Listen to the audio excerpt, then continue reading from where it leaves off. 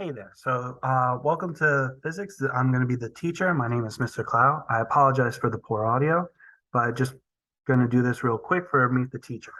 Um, so first, if you want to try to contact me, the best and easiest way to do that is through the email. So jclow@wfsd.k12.ny.us. You can also contact me through Canvas, either through your kids account, or if you made a parent observer account, which if you want any information on that, go to the school's main page for any sort of information about that.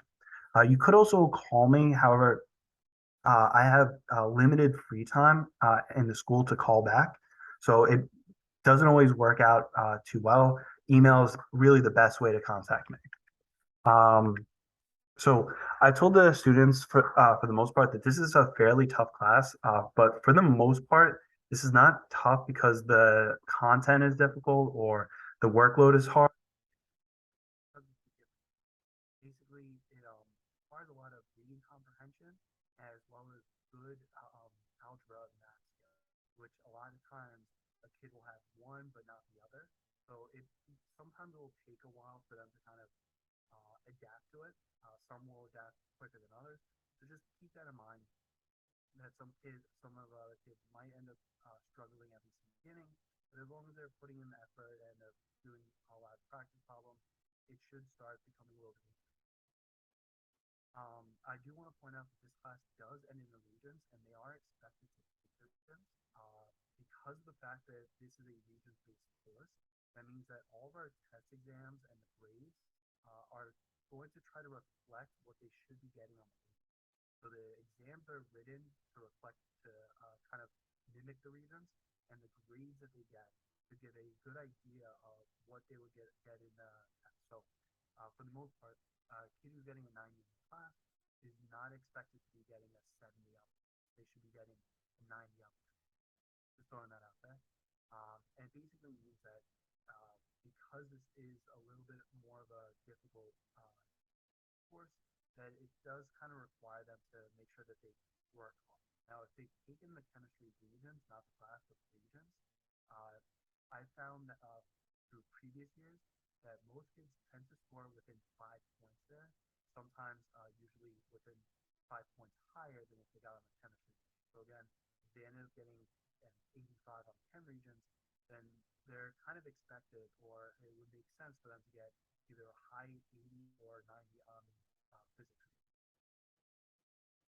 Some required materials. So they should have a pen, but they should definitely make sure that they have a pencil with an eraser, especially for labs.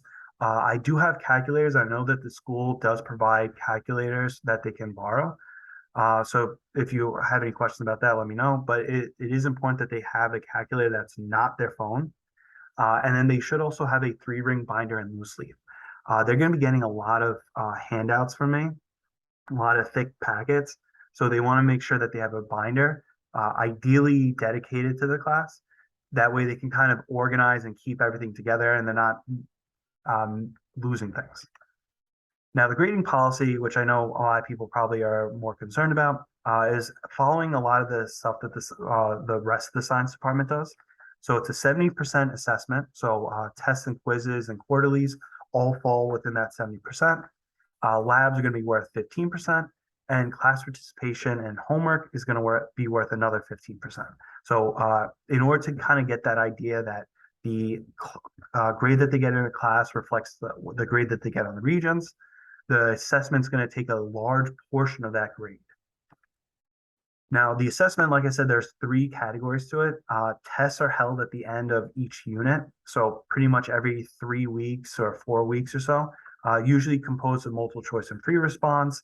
Like I said, it's going to be designed and set up very similar to the Regents. The idea being that when they do walk into the Regents at the end of the year, it should just look like a slightly longer version of my test. Um, and then they will have quizzes, but the way these quizzes work is a little bit different. They're just going to be test corrections. So they'll actually be able to boost up their overall test grade by doing these test corrections, and it'll be counted as a quiz. And then quarterly exams, they're held at the end of each quarter. They're just a slightly longer test. covering the material within that quarter. And usually, what this is going to do is it's going to allow me to drop the lowest test grade. So they'll end up only having 2 or 3 test grades instead of 3 or 4 test grades. Now, the labs and participation. So I just wanted to clarify what the class participation is. So one of the things is classwork. So in the middle of the class or throughout the class, they're going to be given a grade depending on whether or not they're doing work. This is for the most part should be an easy 100, and a lot of kids will get an easy 100, but they will end up losing points if they aren't doing the do nows, if they're not doing the work that they're supposed to, or not doing enough of the work, if they come in late and they miss the do nows, if they're on their phones, all these things will end up making them lose points. But for the most part, it should be a very easy 100. Homeworks, these kind of get assigned sporadically. They usually will have multiple days to complete it. I don't really do it's due the next day type of homework, but usually it's within a week. It's either going to be a worksheet or a castle learning assignment. So they need to make sure that they're aware of that. I usually will give them a heads up on that stuff, but I don't really even assign too much homework to them. And then the labs. So this is the other 15%. So labs are done pretty much every other day. They're going to be working on a lab. They're going to work in groups together. Just like with the other Regents science courses, they do have to satisfy a certain number of lab requirements. But unlike them, there's no labs get dropped. Every single lab has to be done. So I shouldn't have much of an issue since the labs aren't allowed to leave, but they just need to make sure that they continue completing all the labs and they remain up to date throughout. Absences. So if they're ever absent, uh, it would be ideally they should ask any of their friends in the class or contact me through Canvas to figure out what they missed, and then they can make it up. I do still have my video lessons from previous years on my YouTube channel. You just type in my name, Jason Clow, and you can find it. It's also on the main page of Canvas. But if they ever miss a lesson, it's really recommended that they should go onto the YouTube channel, find the video of whatever lesson they missed. The titles are fairly straightforward. So they find the video and then they should watch that and fill out their notes. So it's highly recommended. If they, for some reason, don't want to watch the videos, they're always free to look at I have all my notes posted on Canvas, so they're free to look at the PowerPoints there for it. The only difference or the only issue is that they won't be able to see what the answers to the questions are that they do, all the guided practice questions, and they may miss out on some key information, like important aspects that I might have specified while going over the notes. Now, these are notes that I've told the kids. For the most part, it's extremely important that they practice questions. A lot of times, parents will contact me asking what their kid would need to do in order to improve their grade. If I recommend a tutor, and if so, what tutor? Typically, my go-to phrase is they should just do the questions in class. Because a lot of times, if a kid is struggling on a test, it's usually because they're not really doing the do nows, or they tend to be a little bit slow when doing the classwork problems, and instead either just wait until I go over it or they just copy the answers from someone else. So that's usually my go-to is make sure that they're doing the questions and asking me to kind of go over the questions. That's usually my go-to. They're also free to come to extra help whenever they have issues. Um, I also tell them to try to be patient. Everyone adapts to physics differently. There are some kids that right from the gate do really well, while others kind of struggle in the beginning. And then as the year progresses, those people that struggle will typically end up getting better. Some will get better within the first 2 units. Some it might take like 4 or 5. So everyone just needs to make sure that they stay patient and keep at it. Just keep trying, doing the things that I mentioned, practicing the problems, and eventually it will start to kind of make more sense, and they'll be able to adapt to it better. I also tell the kids to, get involved.